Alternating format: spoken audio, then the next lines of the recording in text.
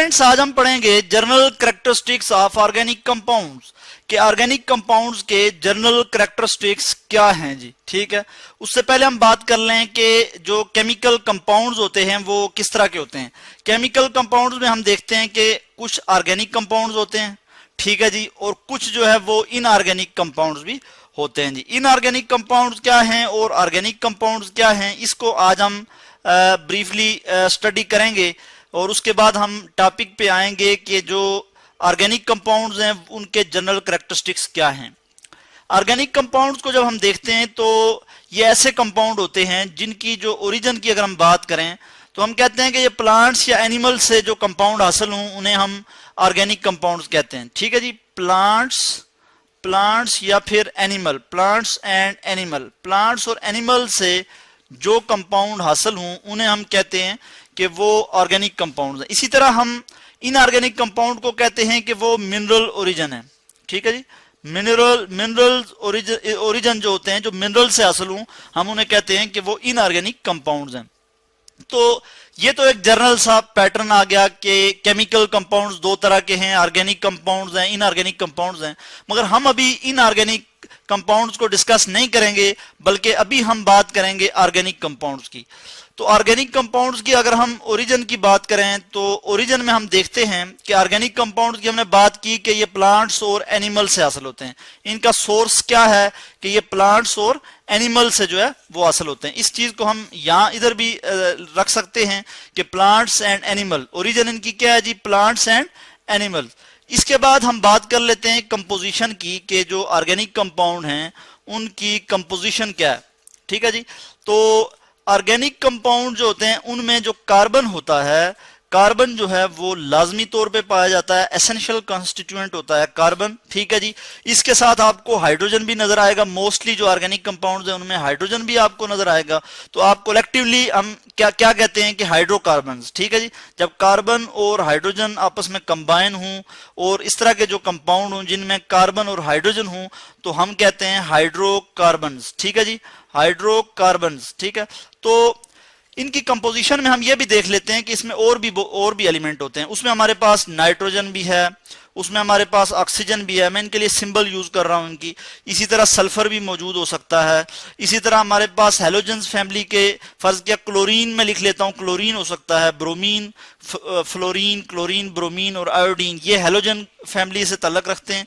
यानी कि ये जो पीरियोडिक टेबल में जो है ये ग्रुप जो 17 है उसमें मौजूद होते हैं, या ग्रुप 7 में मौजूद होते, 7A में मौजूद होते हैं। इसी तरह अगर हम सॉल्युबिलिटी की बात करें कि जो ऑर्गेनिक कंपाउंड की सॉल्युबिलिटी है वो क्या है, तो सॉल्युबिलिटी की अगर हम बात करते हैं तो ऑर्गेनिक कंपाउंड जो है वो मोस्टली ऑर्गेनिक सॉल्वेंट में सॉल्युबल होते हैं। ऑर्गेनिक सॉल्वेंट जैसे हमारे पास मैं लिख लेता हूं यहाँ पे पेट्रोल है। ठीक है, इसी तरह मैं लिख लेता हूं जी बेंजीन है, जैसे हमारे पास बेंजीन भी ऑर्गेनिक सॉल्वेंट है।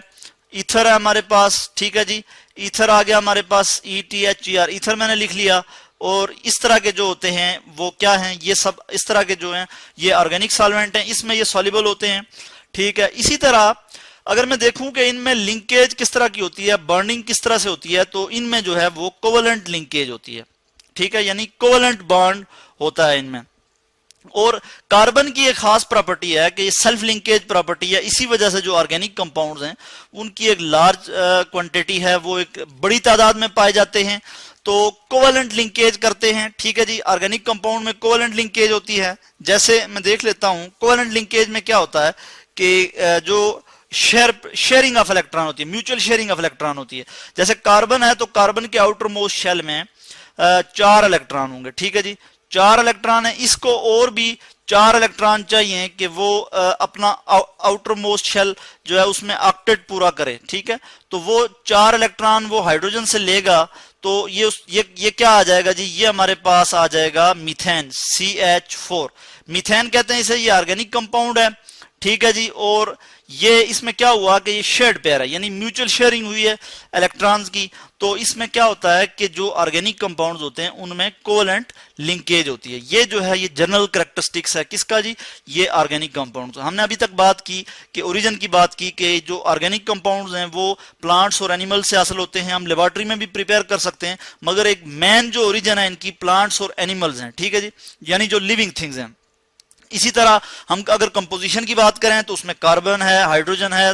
हाइड्रोजन भी मोस्टली कंपाउंड में मोस्टली जो है ऑर्गेनिक कंपाउंड में हाइड्रोजन और कार्बन के कंपाउंड आपको मिलेंगे जिन्हें हम हाइड्रोकार्बन्स कहते हैं, ठीक है। और उसके साथ जो है वो नाइट्रोजन, ऑक्सीजन, सल्फर और क्लोरीन के एलिमेंट ये भी साथ उसके अटैच हो सकते हैं। तो ये यानी ये जो है ये ऑर्गेनिक कंपाउंड में ये एलिमेंट भी मौजूद हो सकते हैं, होते हैं बल्कि। तो इसी तरह सॉल्युबिलिटी की बात करें तो ऑर्गेनिक सॉल्वेंट में ये डिसॉल्व हो जाते हैं यानी सॉल्युबल होते हैं। इसी तरह कोवेलेंट लिंकेज होती है इनमें, ठीक है जी। उसमें पोलर भी हो सकती है, नॉन पोलर भी हो सकती है। वो क्या है वो भी मैं आपको यहाँ नीचे बता देता हूं कि पोलर और नॉन पोलर क्या है। यानी वाटर जो है वो पोलर सॉल्वेंट है। क्यों पोलर सॉल्वेंट है कि वाटर में जो ऑक्सीजन है वो हाईली इलेक्ट्रोनेगेटिव है।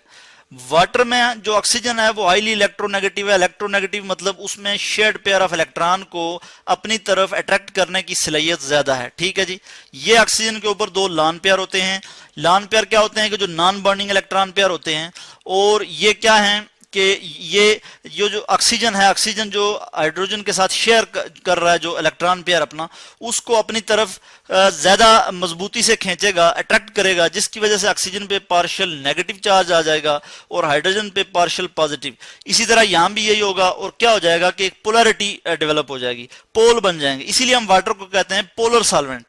तो ऑर्गेनिक कंपाउंड की अगर हम बात करें, ऑर्गेनिक कंपाउंड पोलर भी हो सकते हैं और नॉन पोलर भी हो सकते हैं। पोलर में हमारे पास अल्कोहल भी इसकी एक एग्जांपल है। अल्कोहल जो है इसकी मैं एक एग्जांपल ले लेता हूं।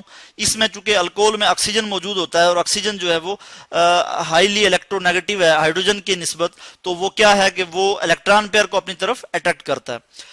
इसी तरह अगर हम आगे बात करें इसकी मेल्टिंग पॉइंट और बॉइलिंग पॉइंट की, तो उस केस में क्या होगा जी कि इनका जो मेल्टिंग पॉइंट है वो जो है वो बहुत लो होता है। मेल्टिंग और बॉइलिंग पॉइंट इनका जो है वो लो होता है जी। ये मैं इधर ये लिख लेता हूं, मेल्टिंग एंड बॉइलिंग पॉइंट। और ये मेल्टिंग और बॉइलिंग पॉइंट इनका लो होता है जिसकी वजह से ये वोलेटाइल होते हैं, ठीक है जी। यानी नॉर्मल रूम टेम्परेचर में ये लिक्विड से गैसियस फॉर्म में कन्वर्ट हो जाते हैं। वोलेटाइल मैं ये लिख लेता हूं, वोलेटाइल होते हैं जी। वोलेटाइल क्या होते हैं कि नॉर्मल रूम टेम्परेचर पे भी ये गैसियस फॉर्म में कन्वर्ट हो जाते हैं।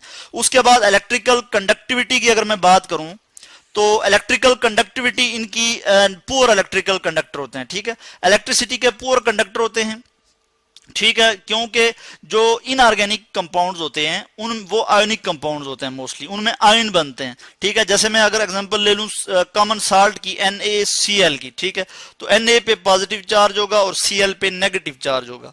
तो जिसकी वजह से क्या होगा, ये आयनिक कंपाउंड कहलाएगा। सोडियम ने अपना पूरा एक इलेक्ट्रॉन लूज कर दिया है क्लोरीन को और क्लोरीन ने वो सोडियम का इलेक्ट्रॉन ले लिया है, तो ये आयनिक कंपाउंड है। तो इस तरह के जो कंपाउंड होते हैं जिनमें पोल होते हैं, पोलैरिटी होती है, या आयनिक कंपाउंड होते हैं, वो गुड कंडक्टर होते हैं इलेक्ट्रिसिटी के, इलेक्ट्रिसिटी को अपने अंदर से पास करने देते हैं।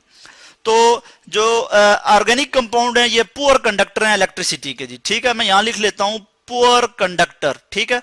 तो ये थी जी जनरल कैरेक्टरिस्टिक्स, ये थे जनरल कैरेक्टरिस्टिक्स जो कि आज हमने डिस्कस किए कि ऑर्गेनिक कंपाउंड के जो हैं जनरल कैरेक्टरिस्टिक्स क्या हैं, इनकी ओरिजिन क्या है, इनकी कंपोजिशन क्या है और इनकी सॉल्युबिलिटी की हमने बात की। और फिर हमने ये बात की कि इनमें जो है वो बर्निंग किस तरह की होती है। होपफुली कि आपको ये कंसेप्ट समझ में आ गया होगा।